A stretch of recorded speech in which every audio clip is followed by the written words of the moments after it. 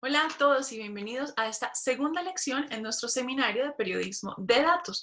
Hoy vamos a aprender la importancia del acceso a la información, de cómo pedirle datos al Estado y las diferencias entre los datos abiertos y los datos cerrados.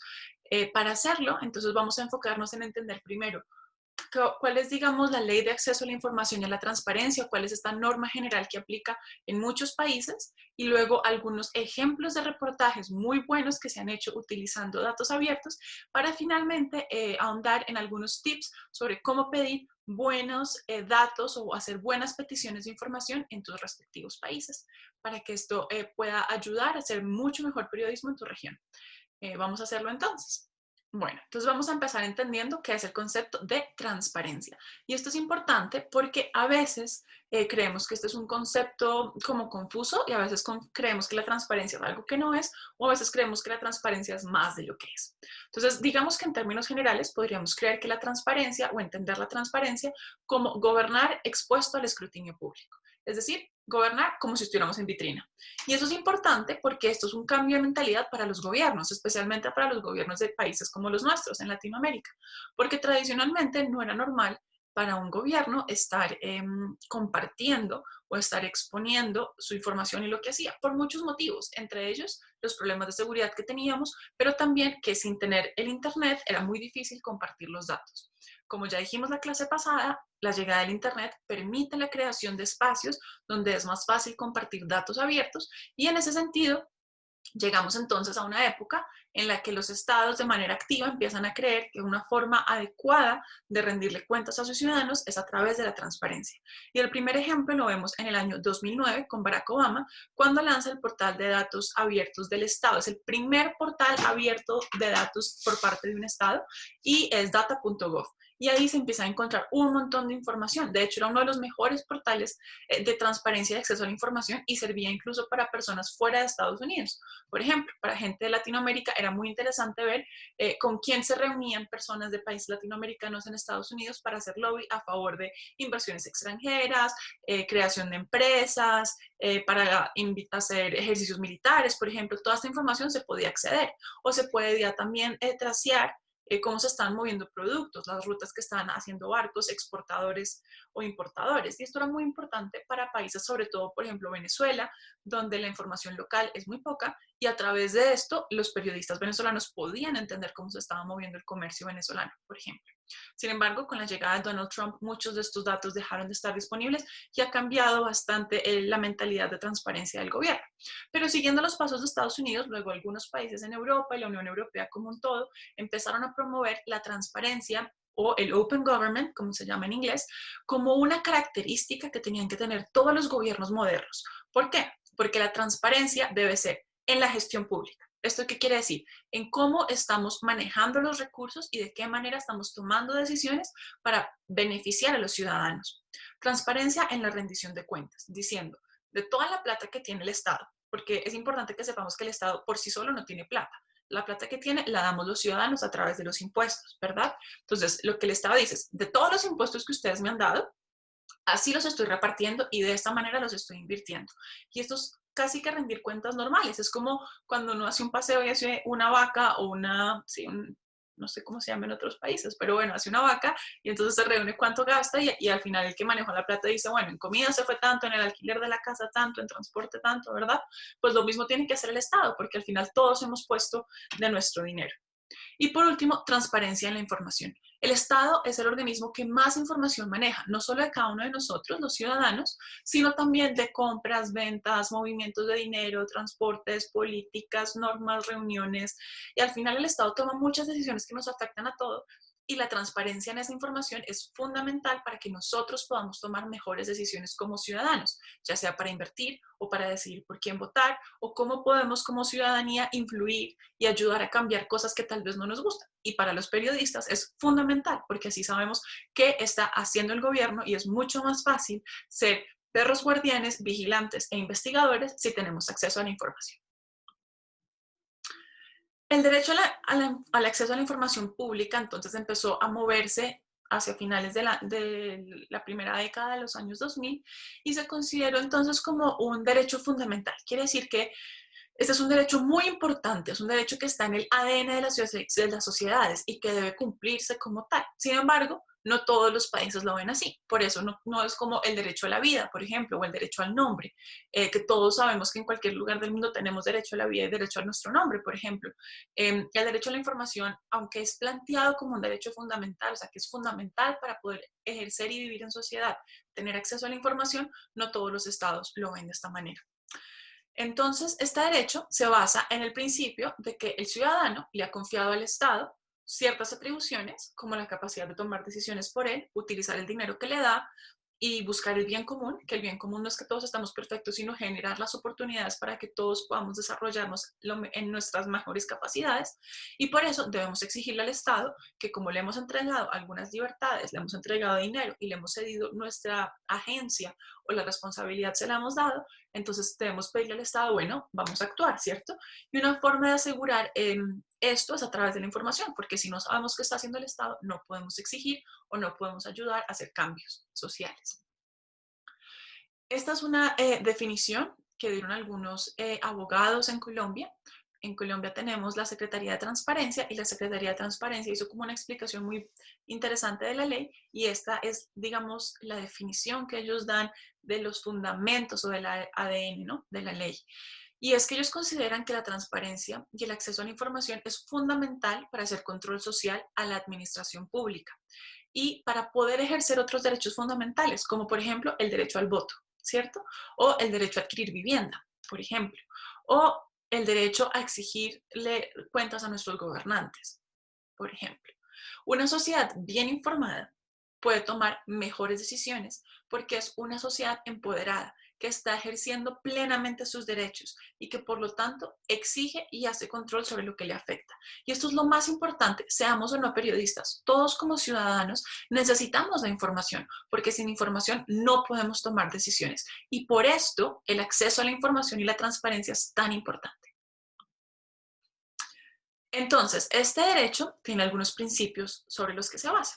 El primero es, como pareciera normal, o más que este derecho es la ley, ¿no? Las leyes que se creen para fortalecer o ejercer este derecho deberían cumplir estos principios. Lo primero es la transparencia. ¿Eso qué quiere decir? Es la apertura por parte de la información del Estado al público, de todo lo que haya. Vamos a ver que hay algunas excepciones, pero el principio básico es todo lo que usted tiene que abrirlo, porque no hay nada de usted realmente, es todo de los ciudadanos. El segundo principio es la celeridad, es decir, tiene que abrir la información y dar acceso a ella de manera rápida. No puede demorarse 5 años para dar un documento. Y por lo general, este permiso pide que no sea más de 2 semanas hábiles. Luego está el principio de buena fe, y es creer que el ciudadano pide la información de buena fe, pero también el Estado darla de buena fe. Es decir, quítese la mentalidad de que esto es para hacer cosas malas y quítese usted también la mentalidad ciudadana de que el Estado está dañando los datos de manera malévola, queriendo hacer todo a espaldas para engañarnos y apoderarse del poder, porque a veces terminamos metidos en estas conspiraciones, ¿no? Este principio lo que dice es la buena fe de crear y publicar los datos y la buena fe de cogerlos y usarlos. Sabemos que esto no siempre es así, no hay que ser mensos, pero es muy importante tener siempre este principio de buena fe antes de ir al ataque. Yo recomiendo siempre una llamada para preguntar antes que un trino para atacar, ¿verdad? Luego está el principio de la eficacia, va de la mano de la celeridad. Y la eficacia es un poco quitar esta mentalidad de tramitología y esta mentalidad de funcionario público que a veces decimos de yo te hago el favor, pero me va a demorar 5 días. No, es hagámoslo eficiente. Si lo podemos hacer eficiente y eficaz, si lo podemos hacer digital, mejor. Si lo podemos hacer en menos tiempo, mejor. Si podemos ahorrar procesos, vamos a ahorrar procesos. Y es muy importante que sepan que todos estos principios aplican primero para el Estado. Es decir, el Estado tiene que pensar al momento de hacer pública la información cómo la va a hacer eficaz, cómo la está haciendo de buena fe, cómo la está haciendo transparente, cómo la está haciendo con celeridad, ¿verdad? Vamos a seguir viendo los principios que siguen. Entre ellos está el principio de la facilitación o de la facilidad. Quiere decir, no le ponga trabas extra al ciudadano para acceder a la información. Si lo puede hacer por correo, déselo por correo. Si lo puede hacer por persona, déselo por persona. Y en el caso, por ejemplo, de Colombia, es muy interesante porque este principio dice que debemos ayudar, por ejemplo, a las personas que tienen discapacidades auditivas, visuales o de cualquier otro tipo para que ellos puedan acceder a la información. Y debemos ayudar a que la información esté disponible de una manera que sea útil para ellos. Y aquí fallamos muchas veces y Colombia falla, porque la información no la preparan necesariamente siempre para todas las personas, especialmente para las personas que tienen alguna discapacidad. Pero está en el ADN y hay que trabajar más fuertemente para que la ley funcione de esa manera. El siguiente principio es la calidad. Y esto es muy importante porque lo que se invita es cree datos con calidad, o sea, recójalos bien, tenga buenas metodologías, preséntelos de manera útil para el público. No haga chambonadas y no haga cosas que no sean útiles. Por ejemplo, no haga datos cerrados. Más adelante vamos a hablar de la diferencia entre un dato abierto y un dato cerrado. Pero es muy importante aquí saber que este es parte de los principios. Nuevamente, no siempre se cumple y aquí hay muchos fallos, pero es importante saber que está. El séptimo principio es la no discriminación. Esto quiere decir, no pueden negarte la información porque seas blanco, moreno, alto, indígena, de estrato alto, de estrato bajo, tengas recursos, no tengas recursos, seas estudiante, seas abogado. Para todos es igual, o sea, no hay ninguna razón por la cual tú no puedas acceder a la información. Y luego está el principio de divulgación. Esto quiere decir, el Estado debería, antes de que el ciudadano le pida la información, ya tomarse el trabajo de hacerla disponible y de hacerla disponible de una manera que no discrimine, que asegure la calidad de la información, que la facilite de manera eficaz, que sea transparente, ¿cierto? Que sea rápida. Todo esto debe estar en el mindset del Estado. Y por último, tenemos el principio de gratuidad, que quiere decir que por la información pública no te pueden cobrar. Y esto es lógico, si lo pensamos realmente, porque es información que nos pertenece a todos. Entonces no tienen por qué cobrarte nada extra para darte algo que ya es tuyo. El único caso en el que la ley te permite, en el caso colombiano, pero realmente es en la mayoría de los países, en la que te cobran algo es si tienen que usar CDs, discos duros, hojas para imprimirte. En ese caso te pueden cobrar el medio físico a través del cual te dan la información, pero no te pueden cobrar por la información. Y por último está el principio de la responsabilidad, que va muy de la mano del principio de la buena fe, y es el manejo de estos datos tiene que hacerse de manera responsable. En este caso, el Estado tiene que asegurarse de que no está dando información privada o personal, de que está protegiendo la identidad de las personas, su ubicación, sus datos personales y sensibles, y de que la información que está dando tiene un doliente, por decirlo de alguna manera. Es decir, alguien puede responder por ella y hay cómo probarla, corroborarla o corregirla, dado el caso. Y también va un poco para los ciudadanos en la manera en la que usamos estos datos con responsabilidad, entendiendo la metodología que hay detrás, las implicaciones de los datos y sus limitaciones. Es muy importante este último punto, sobre todo para los periodistas, porque muchas veces cometemos errores porque no entendemos la información. Y ahí estamos no solo desinformando, sino no siendo transparentes. Y eso es muy importante tenerlo. No solamente es el Estado el que puede faltar a la transparencia, nosotros también podemos hacerlo cuando faltamos a alguno de estos principios y sobre todo cuando faltamos al principio de ser responsables con la información que manejamos. Para esto, a veces es un poquito difícil decir, bueno, ¿y esto cómo lo aplicamos, no? Entonces, quiero mostrarles ejemplos antes de que hablemos de los percances de la ley, de cómo acceder a la información, de cómo hacer buenas peticiones. Quiero que vean algunos ejemplos que han hecho otros periodistas en otros países utilizando datos y por qué es tan importante pedirle la información al Estado. Aquí hay algo muy importante que aclarar que a veces se nos olvida, y es que el Estado recoge alguna información que necesita, recoge la que él considera, pero hay información que no siempre recoge el Estado, porque no se le ha ocurrido, porque no es importante, no está dentro de sus prioridades, pero puede que para nosotros como periodistas lo sea. Y a veces solicitar la información es ayudarle al Estado a pensar, acá hay un tema que vale la pena recoger, puede ser, o también es tener la oportunidad de nosotros empezar a crear información abierta y disponible para la ciudadanía a partir de las preguntas que nos importan. Entonces vamos a ver este primer video, recuerden que el link está en los comentarios, sobre cómo un grupo de periodistas hizo una gran investigación internacional a partir de una pequeña pregunta que le surgió a una mujer y cómo lo hicieron a través del acceso a la información.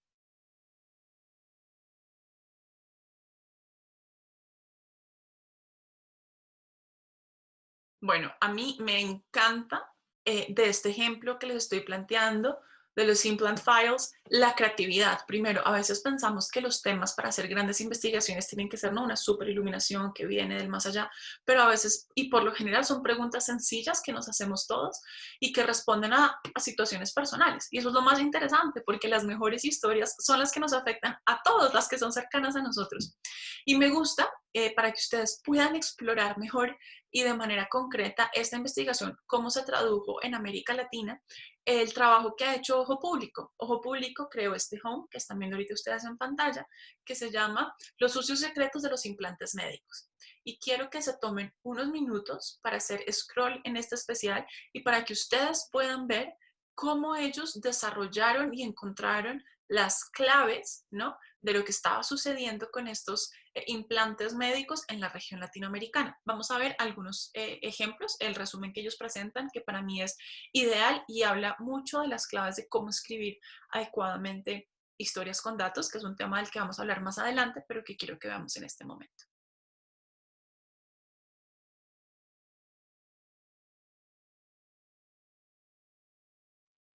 Bueno, aquí estamos viendo en pantalla, entonces tenemos el especial de Ojo Público, y aquí vamos a ver entonces cómo ellos en 3 párrafos nos hacen el resumen perfecto de lo que es este especial y muestra luego aquí cuáles son las investigaciones claves, ¿no? Entonces, cuál es el destino de los implantes médicos defectuosos que son importados, y está en 2 idiomas, evidentemente.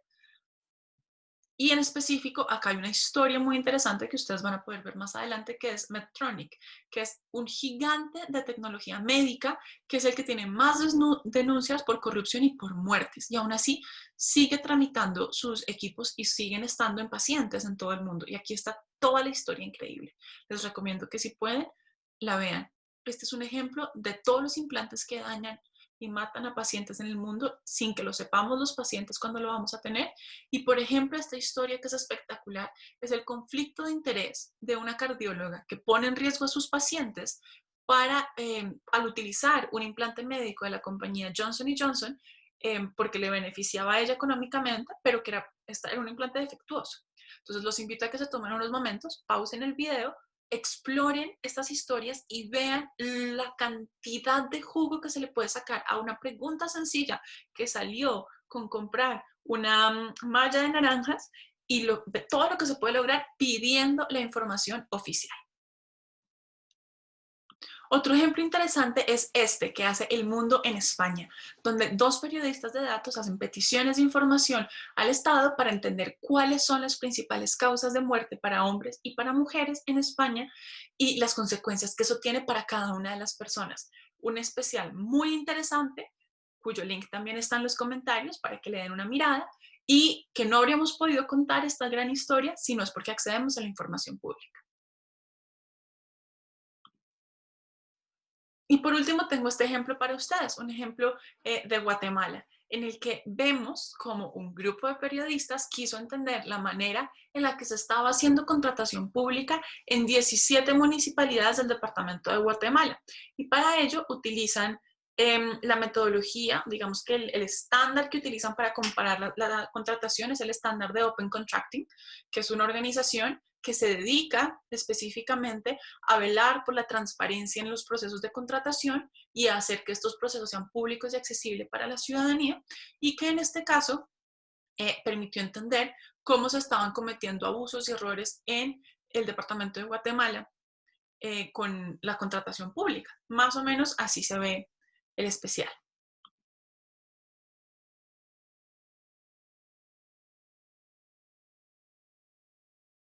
Otro ejemplo que me gusta muchísimo es este que hizo Data Sketch y del que yo pude participar en su momento, que se llama Árboles de Bogotá. Y es un especial que busca entender dónde están los 1,2 millones de árboles públicos que están sembrados en la ciudad y luego entender cuál es su estado y si son suficientes para ayudar a mejorar la calidad del aire de la ciudad.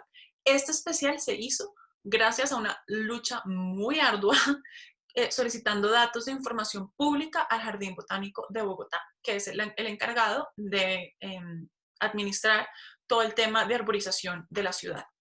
Y inicialmente creímos que no iba a ser un problema porque los datos son públicos y son árboles, así que ¿qué iba a haber aquí de problema, verdad? Lo cierto es que el Jardín Botánico se negó a dar esta información más de una vez. y nos remitieron a un enlace donde ellos tenían en teoría publicados los datos, hagan de cuenta un mapa de Bogotá con puntitos, y ahí uno podía descargar datos. El problema es que solamente se podían descargar 10.000 datos de manera aleatoria, no podías tú escoger qué datos eran.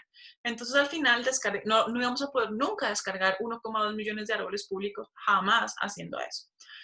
Después de mucho pelear, optamos por no ir a la corte, luego vamos a ver el ejemplo de lo que se puede hacer, sino pensar quién más puede tener esta información, ¿cierto? Y nos dimos cuenta que ese censo de árboles había sido hecho por el Jardín Botánico, apoyado por el DANE y el IDECA, que es la organización que organiza todo el catastro público de Bogotá.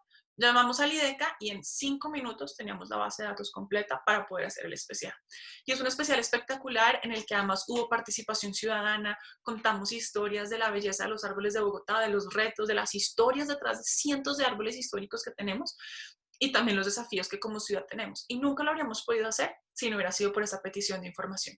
Así que les invito a que hagan una pausa en el video y exploren el especial. El link está en los comentarios.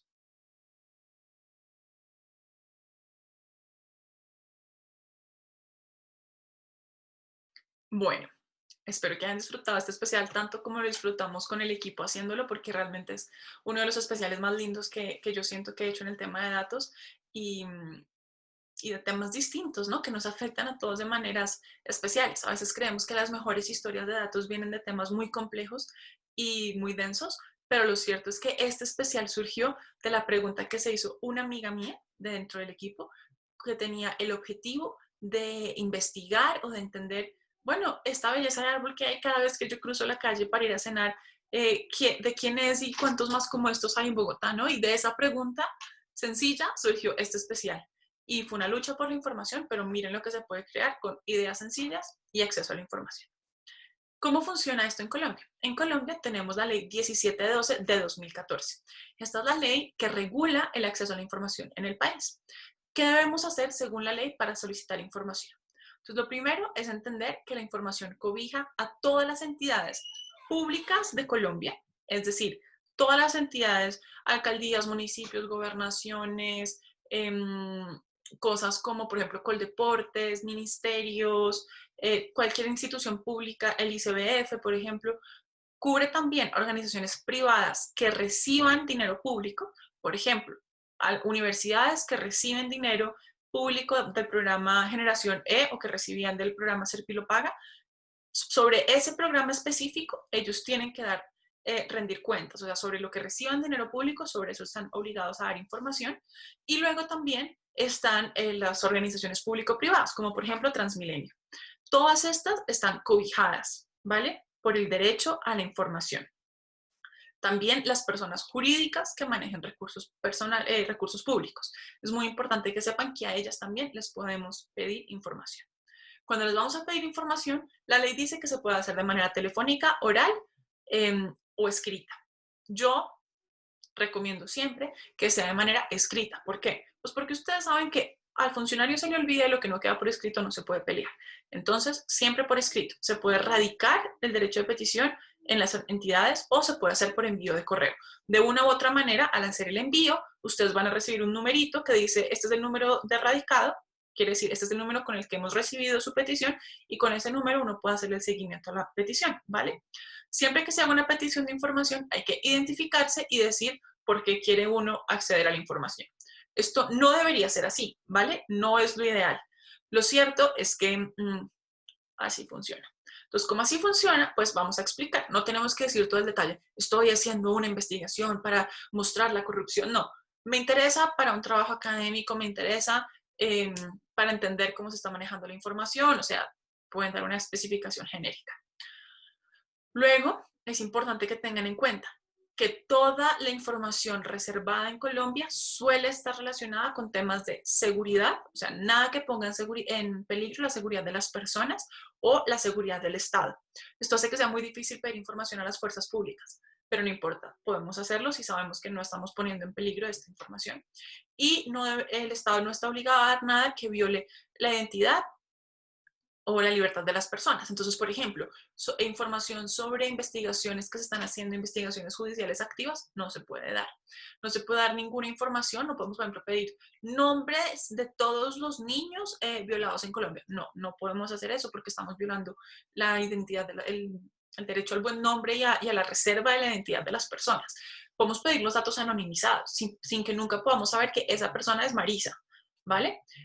Para lo único que esto no incluye es para los temas de derechos humanos. ¿Qué quiere decir esto? Todo lo que tiene que ver con masacres, secuestros, etcétera, sí está obligado el Estado a dar la información porque prima, digamos, el interés público, ¿verdad? Nos pueden rechazar la información si la información no cumple o no está cobijada por la ley. Entonces, por ejemplo, uno de los casos de los que les acabo de decir, pero otro caso, por ejemplo, es que el Estado nunca está obligado a hacer más información para ti. Es decir, si ellos no tienen recopilada esa información, no están obligados a dártela ni a crearla para ti. Entonces, esa es otra forma de rechazarte. Y otra razón es que ellos no la tengan. Si no la tienen ellos, deben decirte, quien la tiene es Pepito. Y como Pepito la tiene, entonces deben remitir la información a Pepito para que él la tramite y te la dé. Si rechazan la información, tienen que justificarte la razón del rechazo y hacerlo por escrito.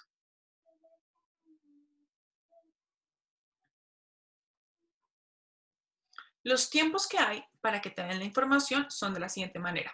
10 días para que te respondan, 10 días hábiles para que te respondan la petición una vez ha sido radicada. Y esto es importante porque uno puede mandar el derecho de petición, que lo reciban y a los 3 días te dicen está radicada. El tiempo empieza a contar desde que te dicen que está radicada, no antes.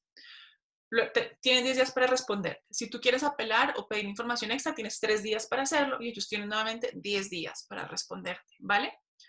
La información debe estar en formatos reutilizables. Esto ya es parte de lo que dice la ley. Sin embargo, no siempre es así. Entonces, pídanla en formatos abiertos y reutilizables y esperemos que esté. Si no está, pues ya vamos a aprender qué hacer al respecto. Pero lo importante es pedir la información. Una vez uno la tenga, ya estamos del otro lado.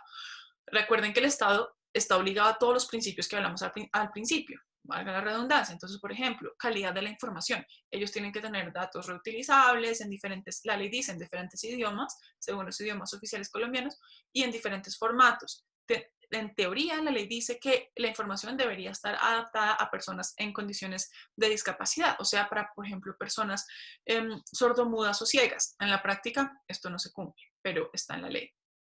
Y es importante saber que el proceso en Colombia es vigilado por la Procuraduría General de la Nación. Es decir, si nos violan nuestro derecho, a quien tenemos que pelearle es a la Procuraduría. ¿Quién va a ayudarnos en el proceso de apelar esta información?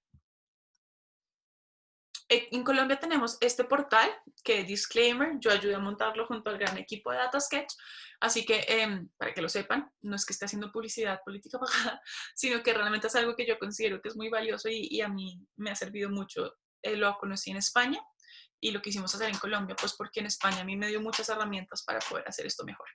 Entonces, este es un portal que reúne a más de 6.404 organizaciones en Colombia a las que se les puede hacer solicitudes de información.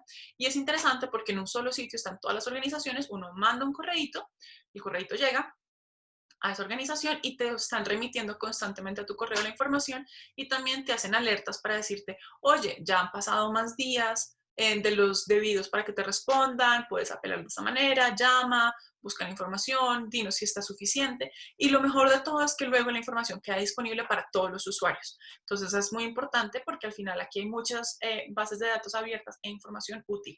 Importante, nunca den datos personales aquí porque esto queda abierto. Entonces, no queremos que la gente tenga sus datos personales para que no se preocupen, pero también no los dejen, por favor. Y bueno, aquí tenemos entonces el portal, el link está en los comentarios para que puedan explorarlo y les voy a pedir que creen todos una cuenta para el ejercicio del día de hoy. Y ya para redondear la idea, quiero invitarlos a que veamos este video. Este es un video especial que hizo la Procuraduría explicando cómo funciona el derecho con testimonios, el derecho al acceso a la información, con testimonios de periodistas que lo han utilizado y explicando todo este proceso para acceder o no a los documentos. El link está en los comentarios, les voy a pedir que se lo vean y una vez terminen, vamos a volver a clase para tener algunos tips de cómo hacer muy buenas peticiones de información sin que nos las rechacen y de cómo evitar, digamos, cometer errores. Y vamos a hacer nuestro ejercicio para pedir información el día de hoy.